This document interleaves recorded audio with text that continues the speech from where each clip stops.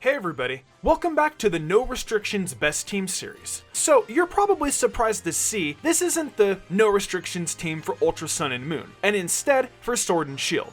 Well, there is a reason for that. See, when I sat down to put that team together, I determined that there wasn't enough of a difference between the team and the Sun and Moon one to warrant doing the video. The only real change might have been one Pokemon and the battles you face in the game. But that's really it. So, in the interest of putting out something fresh and entertaining, we're gonna be moving on to Sword and Shield this time. Though, if you guys truly want to see me go back and do the Ultra games when I swing around and start doing some more of these best teams, let me know. So, with that out of the way, let's get going with this best team. So, leading us off on this team, it's the by and large best starter for Sword and Shield, Cinderace. It's just the Fire-type Greninja with even better attack, and I think everyone loves it a whole lot. Scorbunny is cute, and Cinderace is a badass. It's just facts. So, let's get this out of the way. I'm working with this as if it doesn't have its hidden ability, but you could very well get your hands on it if you're willing to do a bunch of Dynamax adventures and obtain an ability patch.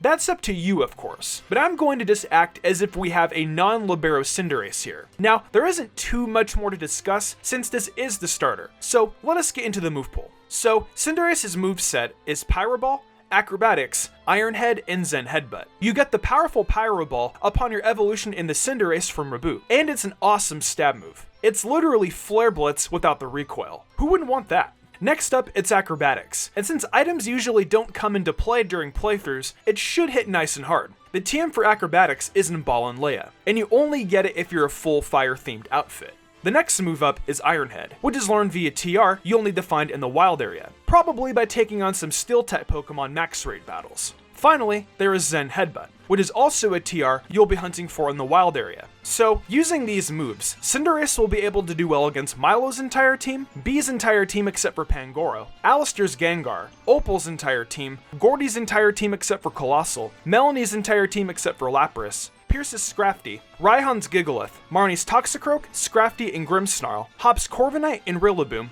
Bede's entire team, Nessa's tournament Golisopod, Alistair's tournament Gengar, B's entire tournament team, Oleana's entire team except for Milotic, Rose's entire team, and finally Leon's Aegislash and Mr. Rhyme. Cinderace has its paws on just about every single battle you partake in during a playthrough, so its dominance is definitely prominently displayed. I'm not even taking into account what it can do against some of the trainers in the DLC either. So it is even better. I love this thing, man. Next up on the team, we have my main man, Shades. That's right, Crocodile is here and making its presence known on a Sword and Shield best team. You'll have to head to the Isle of Armor and go to the Pot Bottom Desert, where you'll find Sandile waltzing around in the, you guessed it, sand. It should be easy to capture, and it'll be a focal point of the team right off the bat. It evolves into Crocodile at level 29, and then into Crocodile at level 40, bringing a dark ground power to the team with a nice base 117 attack, and either Intimidate or Moxie for an ability, either of which is definitely real good. But you guys know what ability I like. There is plenty of dominance out there for Shades, and we'll get into that.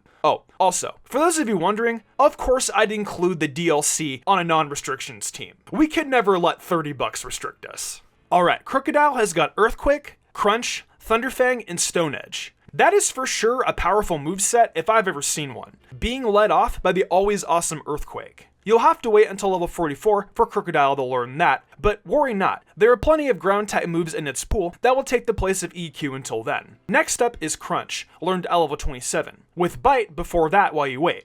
Next up we've got Thunderfang, which is brought from the Eastern Pokemart in Hammerlock, and that's a bit later in the journey. Finally, there is Stone Edge, another TR you'll find somewhere in the wild area. Let's see Ice types think they've got Shade's number now. So, Crocodile is using these moves to do well against Nessa's Dreadnought, Kabu's entire team, Alistair's entire team except for Mimikyu, Opal's Mawile, Gordy's entire team, Melanie's entire team but be careful, Pierce's Skuntank, Raihan's Gigalith and Duraludon, Marnie's Toxicroak and Morpeko, Hop's Corviknight and Pinkerchin, Bede's Mawile, Nessa's entire tournament team, Alistair's entire tournament team, B's tournament Hawlucha, Raihan's tournament Torkoal, Turtonator, and Duraludon, Oleana's entire team except for Serena, Rose's Klinklang, Persiker, and Copperajah, and finally Leon's entire team except for Haxorus. Crocodile provides a great bit of complementary coverage to what Cinderace can do, and that means you actually cover a large amount of your battles already with just these two Pokemon. The next four are practically icing on the cake. Alright, so our next Pokemon begins the no restrictions part of our team, giving us a pretty interesting one. I wanted a Steel type, and I definitely wanted to make sure it was a good one. I wanted to see super strength, decent enough speed, and a nice move pool. Well, I looked no further than a fan favorite in Scizor. Scyther is available in the Isle of Armor and the Training Lowlands, and its speed will be well liked early on in the game. You've got to get a metal coat so you can evolve it though, and that's going to be found in Stow-Inside where your 4th gym battle takes place. When you trade it and get your Scizor, that power will be great for that time in the game, and you'll be loving it, trust me. Let's get into the moveset. Bullet Punch, Dual Wing Beat, X-Scissor, and U-Turn are the 4 moves Scizor brings into battle today. So, Bullet Punch is probably pretty obvious. It's probably the most associated move with this Pokemon thanks to Technician among other reasons. When Scyther evolves into Scizor, it gets this move. Next up is Dual Wing Beat, which you'll need to tutor on the Scizor in the Isle of Armor. Considering that is where you capture Scyther to begin with, it won't be too out of the way. Next is X-Scissor, learned at either level 40 or via TR. It's up to you. I would just go find the TR. Finally, we end this set with U-Turn, for a little pivot action, just in case Scizor isn't a little over its head somehow. That TM can be found in Glenwood Tangle. Alright, these moves let Scizor do well against Milo's entire team, Kabusenta Scorch, Bee's entire team, Opal's entire team except for Mawile, Gordy's Shuckle and Stonejourner, Melanie's entire team except for Lapras, Pierce's entire team except for Skuntank, Raihan's Gigalith, Marnie's entire team, Hop's Rillaboom, Bede's entire team except for Mawile, Nessa's Tournament Golisopod, Bee's entire tournament team, Oleana's Frostlass and Serena, and finally, Leon's Mr. Rhyme. Scizor's bug typing mops up a few more Pokemon here and there, and Dominance continues to be on the menu for this team after our first no restrictions Pokemon. Next up, oh my goodness, you guys guessed it, it's Gengar. Yeah, woo! Gengar continues its domination of appearing on like every single team it can. Let's go, woohoo, yeah! Go find a Ghastly in the wild area, whether it be the Watchtower Ruins, North Lake Miloak, wherever you happen to come across one. You capture it, you evolve it into Haunter, and you trade it so it evolves again. There's nothing else to say, let's get into the moves. The moveset on Gengar? You really want to know it? I bet you could guess it, but I'll do the right content creator thing and read off to you guys what they are. It's Shadow Ball, Sludge Bomb, Energy Ball, and Thunderbolt. There aren't many movesets more fitting for Gengar, I can assure you. Shadow Ball is probably better off being learned via TR instead of waiting until level 48 to learn it. Then there is Sludge Bomb, another TR that you'll have to hunt down.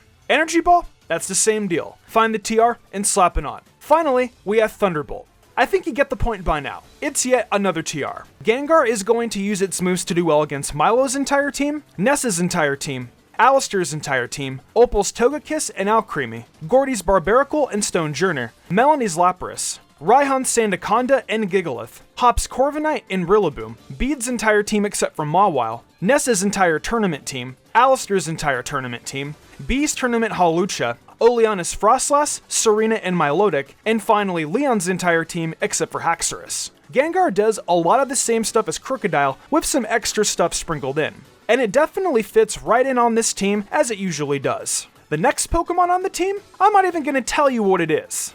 I'll just say, you find it in the Fields of Honor right when you enter the Isle of Armor. It will evolve at level 16, and then you just need to trade it and you'll have the fully evolved Pokemon. I'm sure that level thing was probably a dead giveaway, and of course, when we get into the moves, you'll figure out what it is too. I guess I couldn't hide it anymore. As you see on screen, we're getting to Alakazam's moveset. It's even more obvious than in Gengar's, being Psychic, Dazzling Gleam, Shadow Ball, and finally Nasty Plot. Alakazam will learn Psychic either by TR or at level 35. Dazzling Gleam by TR, Shadow Ball by TR as well, and of course Nasty Plot too. It's a TR party over here with this incredibly obvious moveset. Now Alakazam is using these moves to do well against Bee's entire team, Alistair's entire team, Opal's Galarian Weezing, Pierce's entire team except for Skuntank, Raihan's Flygon, Marnie's entire team, Bede's entire team except for Mawile, Alistair's entire tournament team, Bee's entire tournament team, Raihan's Goodra and Flygon,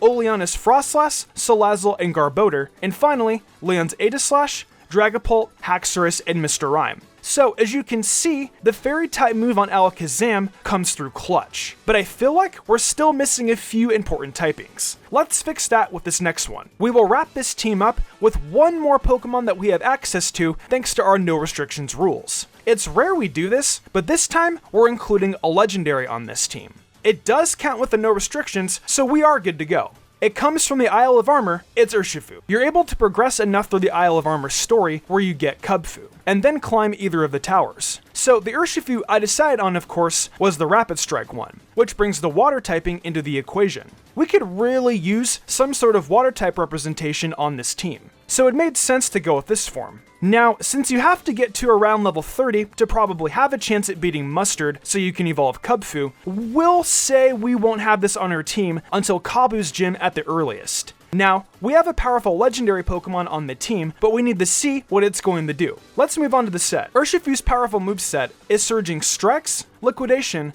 Close Combat, and Ice Punch. Surging Strikes is one of the 2 signature moves Urshifu has access to, depending on the typing you choose for it. It's a multi-hit move of the water typing, and a pretty decent one, especially if you decide to Gigantamax your Urshifu in important battles. Liquidation, however, is there for when you want to do some big water damage all at once, and that's learned of course via TR. Then, Close Combat. It's better learned via the TR, but it'll also be learned at level 48. So if you feel like having one less TR to hunt down, I guess you could just use the other fighting moves it learns via level up until then. Finally, it's Ice Punch, a nice little bit of coverage we were missing on the team that is learned via TM, obtainable from the North Pokemart in Winden. So, using these moves, our final team member is able to do well against Kabu's entire team, B's Pangoro, Alistair's Yamask, Opal's Togekiss, Gordy's entire team, Melanie's entire team except for Frostmoth, Pierce's Scrafty and Obstagoon, Raihan's entire team, Marnie's Liepard, Scrafty, and Morpeko,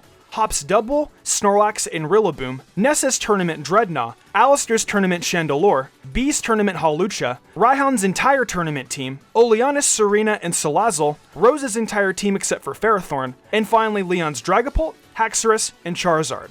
The much needed final bits of coverage provided by the fighting and water type moves come through in the clutch, and even a little bit from the ice typing as well. It's awesome to be able to use Urshifu in a full playthrough pretty legitimately, and it was a great way to close out this team. That's going to do it for another No Restrictions best team. Now, I know you guys love this team and totally love this series, and you're probably worried that it's all over. Well, don't fret, because I'm not done with No Restrictions just yet.